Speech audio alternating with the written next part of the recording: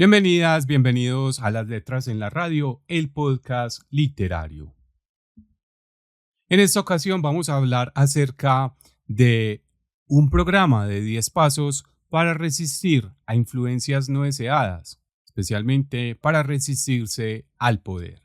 Ese programa de 10 pasos para resistirse al poder o a influencias no deseadas lo realiza Philip Zimbardo, un psicólogo social estadounidense bastante conocido por el experimento de la prisión de Stanford en 1971, un estudio sobre cómo los roles sociales y el contexto pueden influir en el comportamiento humano. En este estudio hay bastante también acerca del tema del poder y cómo este se internaliza tanto en las personas que lo ejercen y también en las personas que suelen ser víctimas del abuso del mismo. El experimento de la prisión de Stanford es un experimento en el cual este psicólogo social capta a dos grupos de personas que en principio no saben qué rol iban a desempeñar. Entonces estas personas, antes de participar del experimento, convocadas, les dicen que van a tener una recompensa por participar en este estudio y no se les dice aún ese rol. Es cuando son, digámoslo, convocadas en ese momento específico. Zimbardo, de hecho, juega a capturar a algunas personas a las que iban a hacer el rol de reos, de presos, y a las demás las convoca de una manera distinta. Esto como para darle realidad a este experimento. ¿Qué observa Zimbardo? Que con el tiempo las personas se van sometiendo, se van adaptando a esos roles que les son, digámoslo, adjudicados. Las personas que son presas, que fueron capturadas de una manera, digámoslo, bastante realista, se van metiendo en esos papeles y va observando Zimbardo que hay unas situaciones sociales, presiones sociales, la obediencia, entre muchos otros aspectos que hacen que las personas que ejercen el poder abusen del mismo, sobre todo en situaciones límite. Esto lo observa Zimbardo y en el experimento observa que los carceleros, los guardianes, por así decirlo, son personas que se van metiendo tanto en ese papel que empiezan a abusar de ese poder en el contexto de las cárceles. Sin embargo, Zimbardo, haciendo esta investigación, descubre que esto también podría pasar en muchos otros contextos y no solo en esas situaciones límite. En esas situaciones límite se presta todavía más a que haya abusos de poder, más otros momentos, otras situaciones de poder no son excluyentes del abuso del poder. A lo largo del libro, él nos va mostrando entonces cómo opera el poder en ciertas ocasiones y a propósito de la literatura, en muchas ocasiones trae fuentes literarias. Por ejemplo, a Franz Kafka. Para Zimbardo, Kafka fue un gran estudioso del poder y sus cuentos, sus novelas, Ante la ley, El proceso, entre muchos otros, digámoslo, cuentos de este autor checo, terminan siendo una forma en la cual la literatura da cuenta de cómo opera el poder mediante la burocratización, mediante el complicar la vida, mediante abusar de las personas que no tienen el poder y muchos otros, digámoslo, mecanismos que Zimbardo va evidenciando a lo largo de su libro El efecto Lucifer. Y es bastante particular porque entonces hace bastantes alusiones a Franz Kafka. Este es, digámoslo, un paralelismo que establecería entre lo literario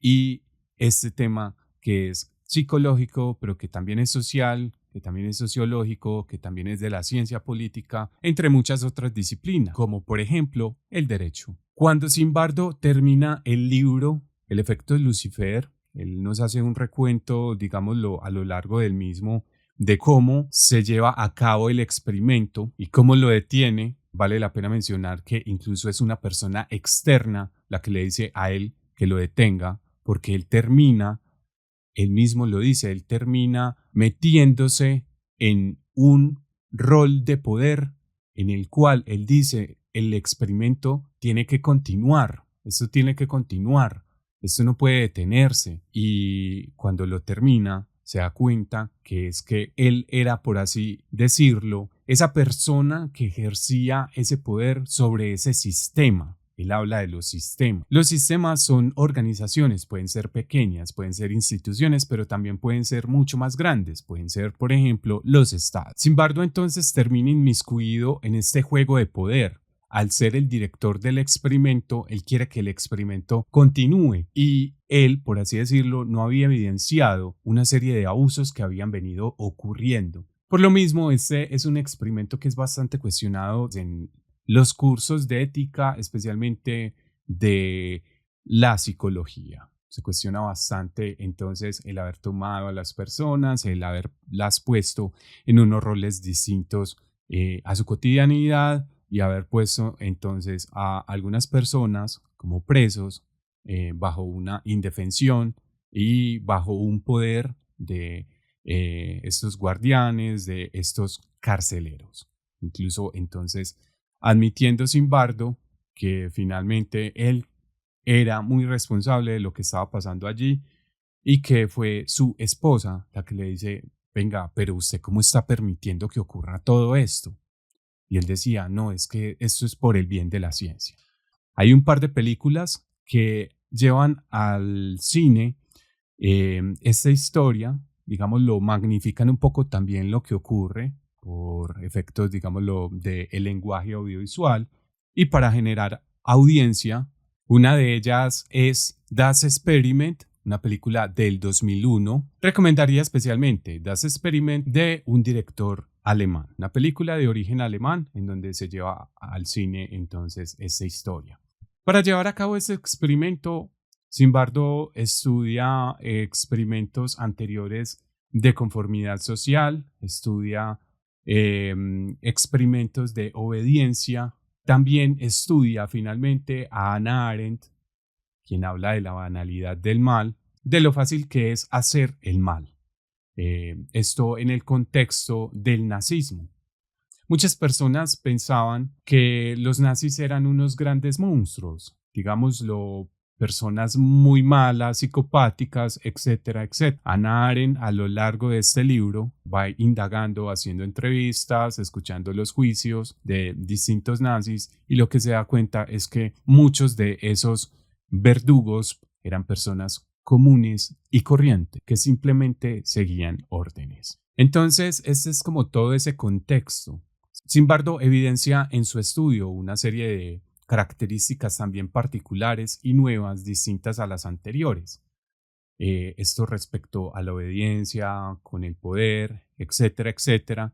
Y lo más importante de este libro, me parece, son estos 10 pasos para resistirse al poder, a influencias no deseadas. Y entonces empezamos por una muy fundamental, que creo que más allá que de resistirse al poder, que de resistirse a influencias no deseadas, es algo que nos hace humildes, que nos hace personas mucho más sensatas y más honestas con los demás.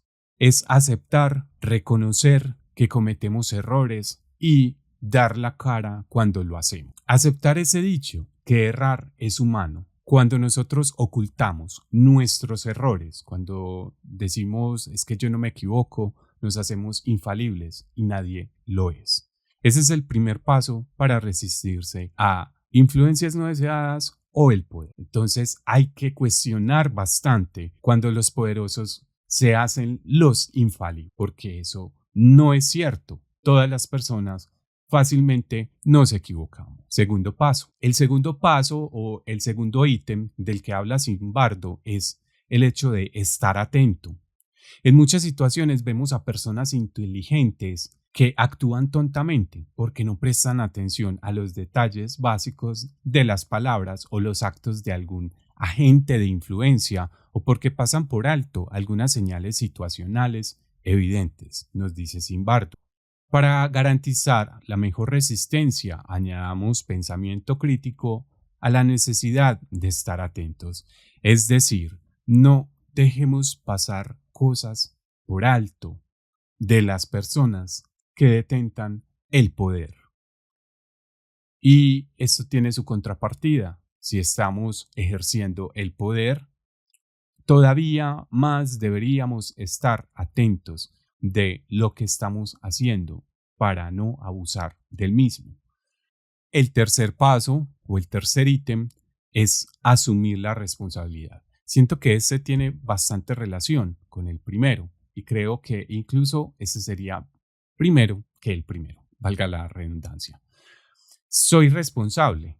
Es asumir la responsabilidad de las propias decisiones y los propios actos. Eso nos coloca en el asiento del conductor para bien o para mal. Pues ese asiento del conductor es el ser verdaderamente consciente, el ser verdaderamente responsable de lo que hago y asumir esas consecuencias. Vemos con frecuencia, por ejemplo, cuando un político está inmiscuido en un acto de corrupción, lo primero que hace es, en este contexto colombiano, decir es persecución política, es porque yo no hago parte de ese partido del cual hace parte la persona que me denunció, etcétera, etcétera. Eh, los políticos colombianos no son responsables, siempre son inocentes. Seremos más resistentes a las influencias sociales no deseadas si siempre mantenemos un sentido de la responsabilidad personal y estamos dispuestos a hacernos responsables de nuestros actos. Nuestra conformidad con normas de grupos antisociales se reducirá en la medida en que no permitamos la dilución de la responsabilidad cuando nos neguemos a distribuir la responsabilidad entre la pandilla, la fraternidad, el establecimiento, el batallón o la empresa. Algo que es muy importante y de lo cual habla Zimbardo en el efecto Lucifer es lo siguiente: imaginemos siempre un futuro en el que nuestros actos de hoy se sometan a juicio y nadie acepte el pretexto de que nos limitábamos a seguir órdenes. Todo el mundo lo hacía, lo hice porque todo el mundo lo hacía, que es un asunto que suele ser una excusa cuando se abusa del poder. Y es todo el mundo estaba haciendo lo mismo, yo estaba siguiendo órdenes y eso nos pone en el caso colombiano en el contexto de los falsos positivos en el cual la mayoría de los victimarios son personas que dicen exactamente lo mismo que decían los nazis. Estaba siguiendo órdenes. Incluso hay un agravante en el contexto de los falsos positivos y es que en muchas ocasiones se amenazaba a los soldados diciéndoles, y es que si usted no hace esto, entonces lo vamos a matar a usted. Le vamos a hacer daño a usted. Esto ocurrió en varias ocasiones y de hecho hay varios soldados que fueron amenazados, incluso algunos también fueron asesinados porque no se prestaron a hacer esos actos que eran abuso de poder, que eran asesinar a personas inocentes, para dar resultados ante un Estado que quería mostrarse como un héroe frente a la persecución de las guerrillas. Afirmaré mi identidad personal, no permitamos que nadie nos desindividue, nos coloque en una categoría ni nos encasille convirtiéndonos en un objeto.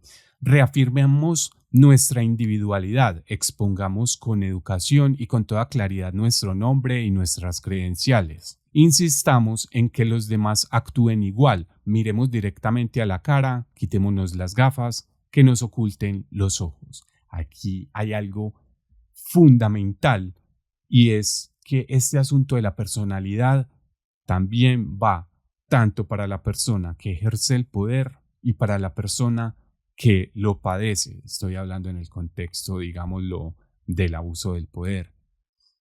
Más adelante vamos a hacer ese énfasis de por qué en la persona que es víctima del abuso del poder. En el caso de las personas que detentan el poder, ese afirmar la identidad personal es fundamental porque va a permitir ser responsable, va a permitir, digámoslo, asumir que se equivoca, dado el caso, y va a permitir entonces ser responsable frente a esas acciones que está tomando, digámoslo, dado el caso de que se equivoque. ¿Qué pasa en muchas ocasiones?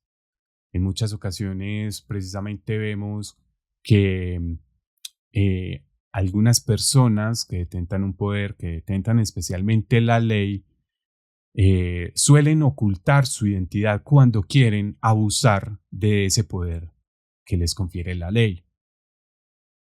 Vemos esto en manifestaciones, vemos esto en distintos contextos en los cuales cuando las personas que detentan la ley no quieren ser identificados y están cometiendo algún abuso, simplemente se encapuchan, retiran sus credenciales, ocultan sus nombres, sus números de placa, etcétera, etcétera.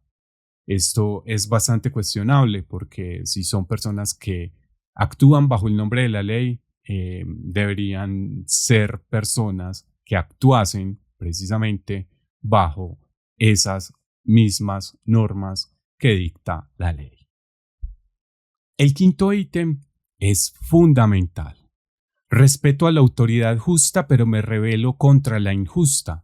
En toda situación en donde haya personas con autoridad, intentemos distinguir a quienes por su sabiduría, experiencia, antigüedad o estatus especial son merecedores de respeto y a quienes ejercen una autoridad injusta, reclamando nuestra obediencia sin ningún fundamento. Muchos de los que se arrogan autoridad son pseudolíderes, falsos profetas, estafadores que sirven a sus propios intereses, a los que en lugar de respetar, habría que desobedecer y desenmascarar. Esto es algo que me parece fundamental.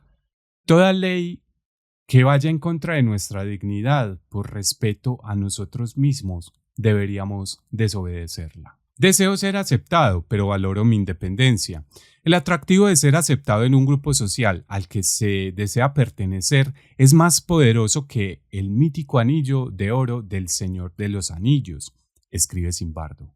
El poder de este deseo hace que algunas personas sean capaces de prácticamente cualquier cosa para ser aceptadas y que lleguen aún más lejos para evitar que el grupo las rechace. Más adelante, Zimbardo nos dice que en ocasiones la conformidad con las normas del grupo va en contra del bien social. Es imprescindible determinar cuándo hay que seguir esas normas y cuándo hay que rechazarlas.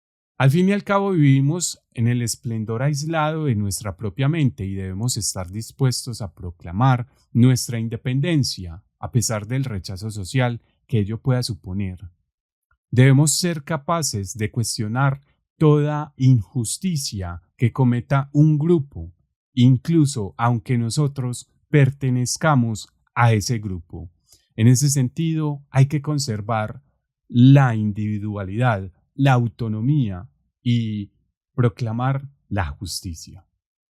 Séptimo ítem, estaré más atento a las formulaciones. La forma de enmascarar o formular una cuestión suele tener más influencia que cualquier argumentación persuasiva que se pueda dar en torno a ella. Además, muchas formulaciones son efectivas precisamente porque no parecen formulaciones y adoptan la forma de titulares, imágenes, eslóganes o logotipos. Ejercen su influencia sin que seamos conscientes de ello y nos orienten hacia unas ideas o unos temas concretos. Es decir, deseamos aquello que se formula como escaso, aunque exista en abundancia.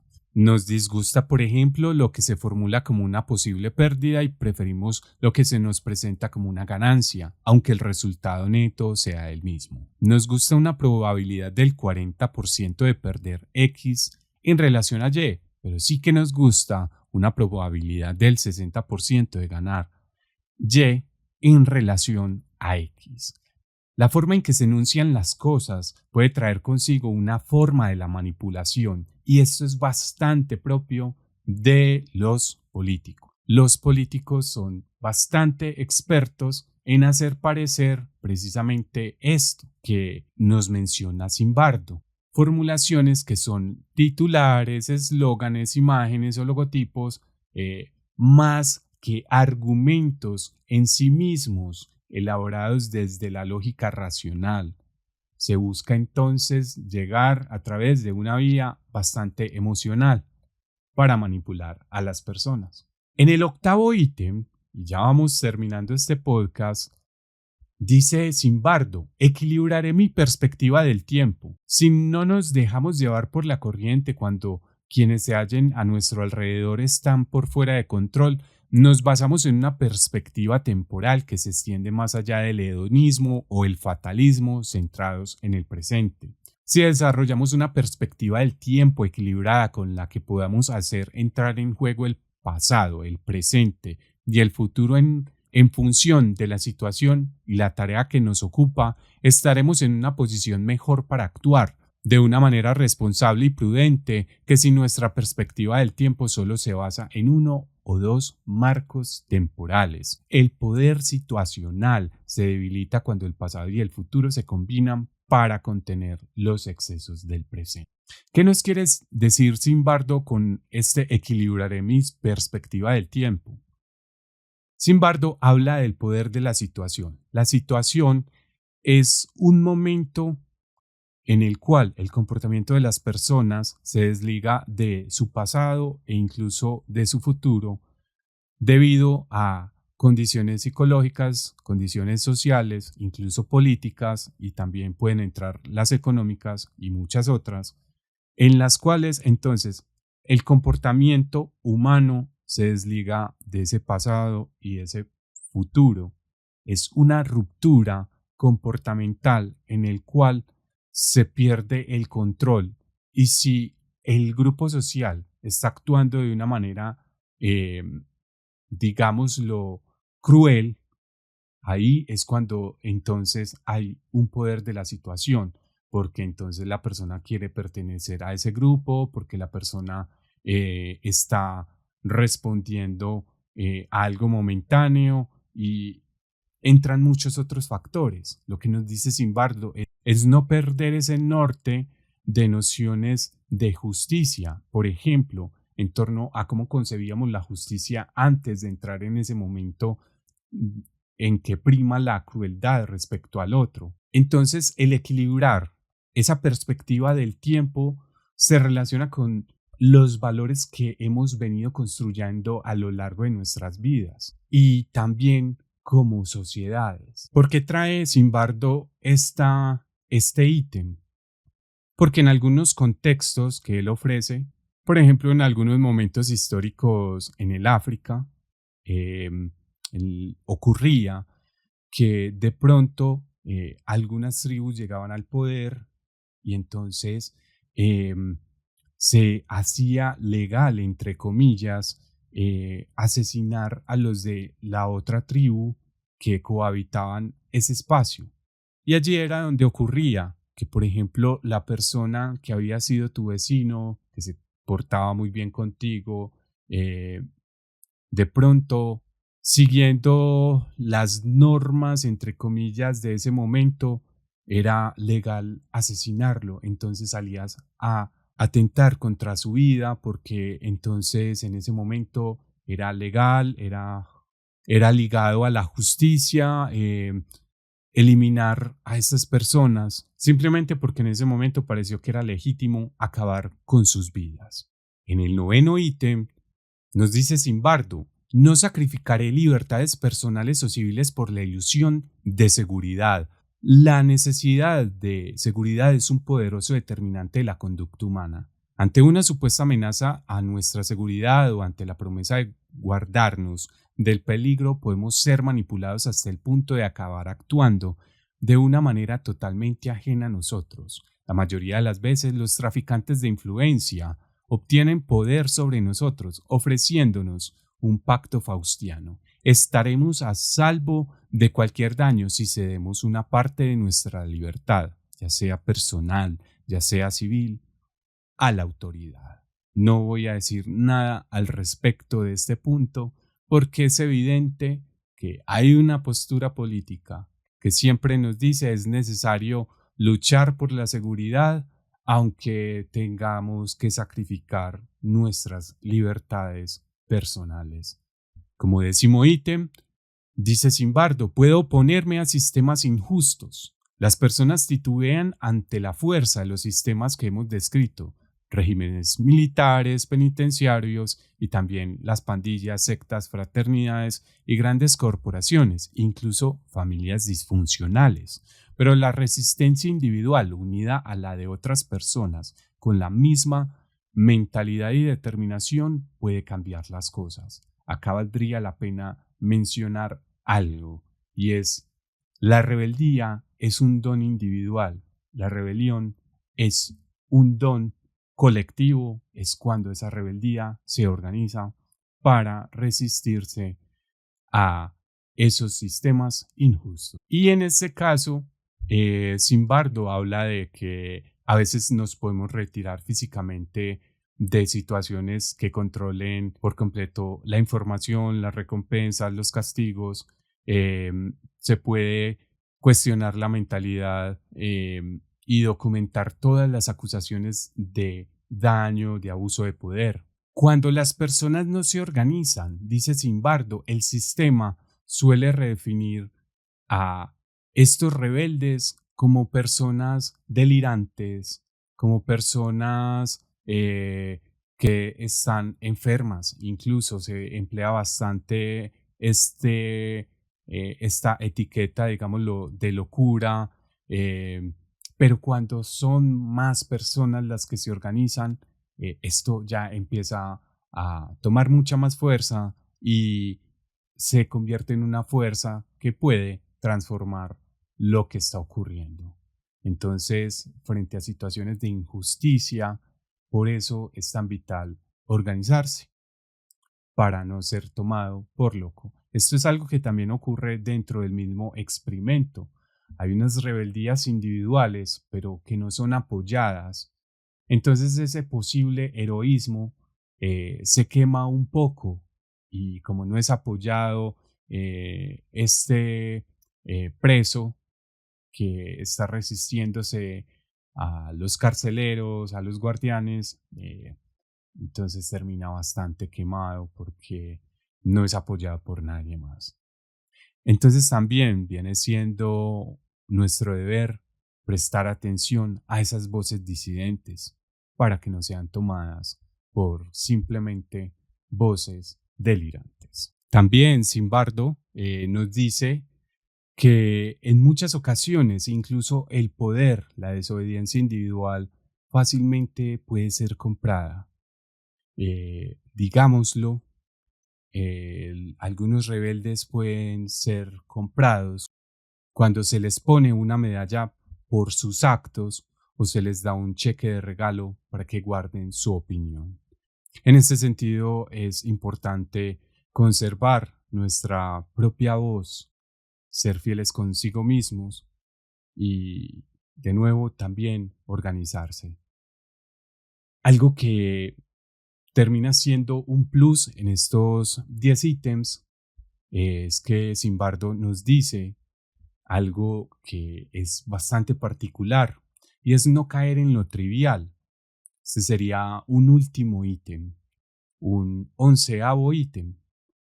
No caer en lo trivial. Intentemos no caer en pecados veniales o pequeñas transgresiones como engañar, mentir, chismorrear o propagar rumores, reírnos de chistes racistas, sexistas, intimidar a otros o burlarnos de ellos. Estos actos podrían ser, dice Zimbardo, peldaños hacia acciones más graves.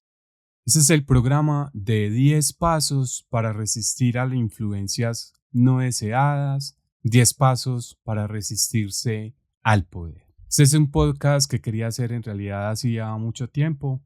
Alguna vez lo grabé y se me perdió dado de que tenía problemas con un disco duro. Pero bueno, esta es la oportunidad entonces para que salga a la luz. Espero que les haya gustado.